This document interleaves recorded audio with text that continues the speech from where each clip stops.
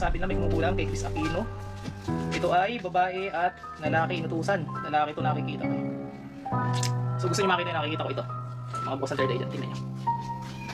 Lalaki nag-utos, babaeng gumagawa ako. Tingnan nyo, matanda babaeng gumagawa.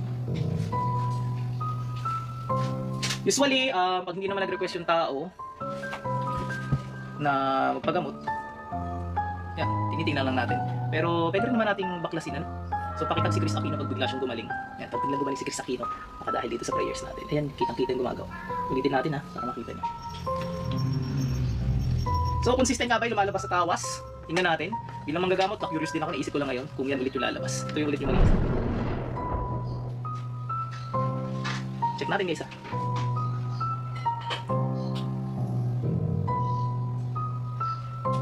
Ganun lang ulit yung ginagawa ko, iniikot-ikot ko lang din. Tapos pag may, yun nga, sasabihin nyo, magbubuo naman talaga na itsura yun kasi paikot-ikot. Di gawin natin yung ganito naman, no? Sideways. Tulad lang ginawa ko kanina. Yun naman kasi ay binibigay talaga ni Lord para makita natin yung nangyari. Ay sorry, sabihin nyo, nagtako naman. So makikita nyo, consistent talaga. Hindi ko basta naman ang mukha. So ito, duwende ito nga sa harap. Kung makikita nyo yan, ang haba ng tenga, kitang-kita di ba?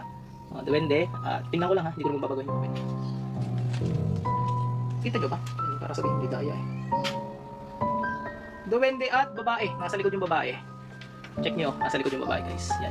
So makikita nyo ito yung lips ng babae. Ito naman yung duwende yung inutusan niya. Yan. Kasi pinagtutulungan si Miss Crazy. Ito. Bali dalawang tawas. Same yung lumabas. Babae yung gumagawa. Ito mas bata yung babae dito guys. Mas bata ito.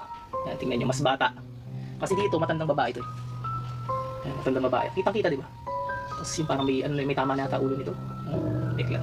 Tapos sa likod. Kung makikita nyo. Lalaki. Siguro na lalaki nasa likod. Hindi lang masyadong kita or baka ako lang yung nakakita ng lalaki. Depende nga po kasi sa nagtatawas tsaka yung deep ng third eye niya. Yan, malinaw, duwende, batang babae dito. So usually, yun nga, gamutin na kaya natin si Miss Chris. Gamutin na natin, kawawa na, kahit di siya lumapit. Out of curiosity, ano. Yan. Sana makarating kay Miss Chris yung video na to.